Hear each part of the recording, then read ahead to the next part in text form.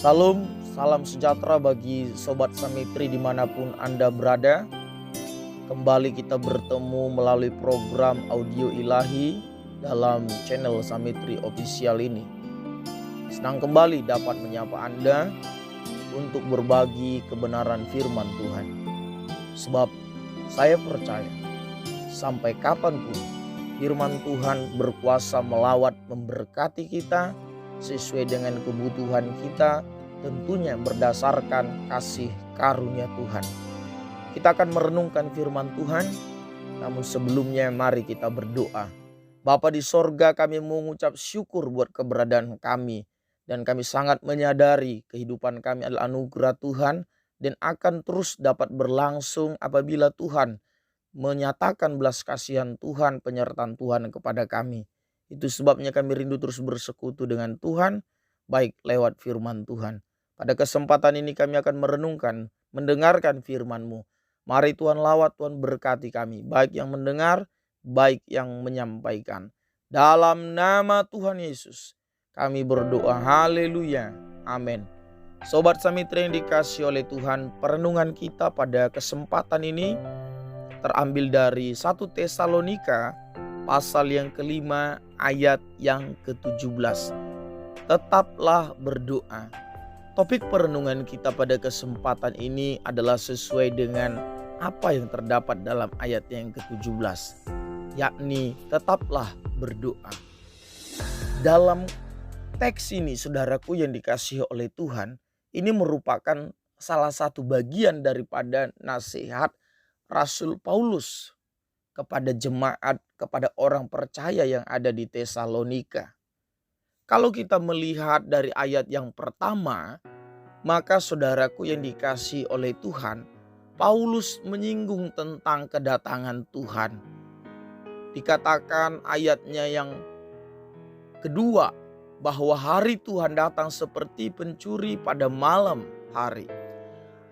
Paulus sebagai hamba Tuhan mengingatkan jemaat Tuhan, mengingatkan orang percaya yang ada di Tesalonika agar mereka hidup berjaga-jaga perihal kaitannya tentang kedatangan Kristus, kedatangan Tuhan kali yang kedua. Dan salah satu yang dinasihatkan Rasul Paulus di sini adalah supaya mereka tetap berdoa. Saudara, tidak ada yang salah ketika kita berdoa, menyampaikan segala permintaan kita dari A sampai Z. Menyampaikan segala keluh kesah kita, segala sakit penyakit kita. Itu adalah hal yang benar. Karena segala sesuatu memang harus kita sampaikan kepada Tuhan, Sang pemilik hidup kita. Kita sebagai anak menyampaikannya kepada Bapa. Tetapi saudaraku yang dikasih oleh Tuhan, berdoa bukan sekedar kita meminta perihal kebutuhan-kebutuhan demi kelangsungan hidup kita. Melalui teks ini, melalui narasi ini, lebih daripada itu Paulus menginginkan kita berdoa itu menjadi suatu sikap di mana kita berjaga-jaga agar kedatangan Tuhan bukan merupakan kekejutan kepada kita. Supaya kita sebagai orang percaya hidup dalam doa, di mana doa itu kita hidupi, kita tekuni sebagai sikap, kita berjaga-jaga. Kita bersedia dalam menantikan kedatangan Tuhan kali yang kedua. Dan kita sebagai orang percaya, melalui doa itu saudaraku, tentu kita terkoneksi dengan Tuhan secara spiritual. Dan Tuhan menginginkan kita mengalami hal yang demikian. Yakni ketika kita masuk dalam dimensi doa, kita bukan melulu berdoa dengan akal budi kita, tetapi Roh Allah yang menguasai kita. Roh Allah kita minta memimpin kita di dalam doa. Sehingga doa tidak melulu berbicara soal makan, minum, pakaian. Tidak melulu kita menyampaikan unek-unek kita soal kebutuhan sehari-hari.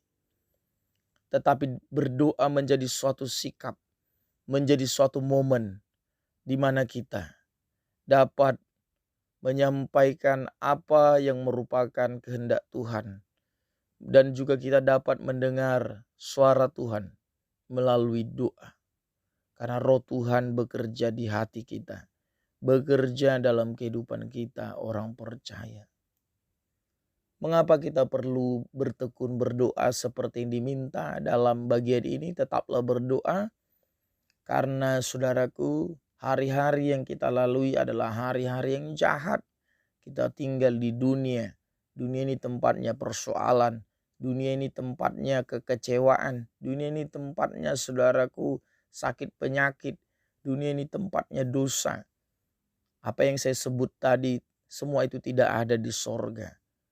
Oleh karena itu Tuhan tidak mengharapkan kita, tidak mengarahkan kita untuk hidup mencintai dunia. Sebab Yesus telah naik ke sorga dan menyediakan tempat bagi kita. Meskipun kita tinggal di dunia, tapi hati kita, pikiran kita, kerinduan kita harus tertuju kepada Yerusalem sorgawi. Kepada rumah Bapa yang kekal yang sudah disediakan kepada kita. Oleh karena itu saudara, dibutuhkan ketekunan dalam doa. Sebab saudaraku yang dikasihi oleh Tuhan, kita butuh kekuatan untuk menjalani hidup yang penuh dengan godaan, penuh dengan tantangan. Kita mau di dalam doa kita memohon kasih Tuhan, topangan daripada Tuhan. Mengapa kita perlu tekun berdoa? Karena kita butuh Tuhan bukan hanya hari ini. Sehingga kita berdoa hari ini lalu besok kita tidak berdoa lagi. Atau besok kita berdoa lusa tidak berdoa lagi.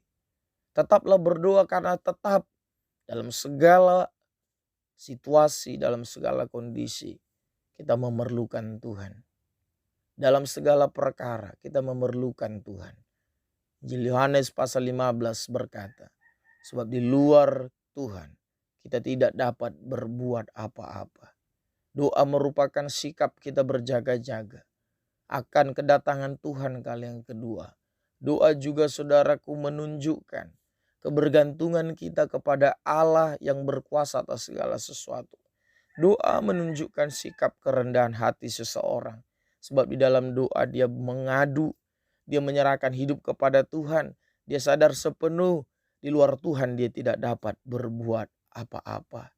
Di dalam doa seseorang menyatakan kasihnya bukan sekedar kepada Tuhan, tetapi kepada keluarganya, kepada teman kerjanya, kepada orang-orang yang ada di sekitarnya. Dia menyatakan kasihnya kepada Tuhan perihal sesamanya, karena di dalam doa dia menyebutkan orang-orang yang dikasihinya. Jadi doa itu saudara merupakan satu kebutuhan kehidupan daripada kekristenan yang harus dilakoni, yang harus dihidupi sepanjang dia masih diberi napas kehidupan oleh Tuhan. Mari sahabat Samitri yang dikasihi oleh Tuhan, berjaga-jagalah akan kedatangan Tuhan kali yang kedua lewat kita tekun hidup di dalam doa. Sebab melalui doa ada pekerjaan Roh Kudus yang berlangsung kepada kita untuk menguatkan kita, bahkan memberikan inspirasi, menyatakan hal-hal yang perlu kita kerjakan dalam kehidupan kerohanian kita. Berdoa juga merupakan sikap kebergantungan kita kepada Tuhan. Firman Tuhan berkata, diberkatilah orang yang mengandalkan Tuhan. Diberkatilah yang menaruh harapannya kepada Tuhan. Jadi orang yang hidup dalam doa adalah orang yang diberkati Tuhan. Orang yang bertekun berdoa adalah orang yang disukai Tuhan. Orang yang disenangi oleh Tuhan. Dan orang yang bertekun dalam doa, mereka adalah orang-orang yang hidup dalam kerendahan hati. Dan firman Tuhan berkata, siapa yang merendahkan diri, dia akan ditinggikan. Tentu itu kerinduan kita, itu harapan kita. Maka sahabat Samitri yang dikasihi oleh Tuhan, mari tetaplah berdoa. Bertekunlah berdoa. Susah senang berdoa. Pagi atau malam berdoa. Berdoa, berdoa, dan berdoa. Tuhan pasti menolong kita. Tuhan pasti mengulurkan tangannya atas kehidupan kita. Sebab Tuhan Bapa yang mengasihi kita lebih dari siapapun yang pernah ada, bahkan yang ada di sekitar kita.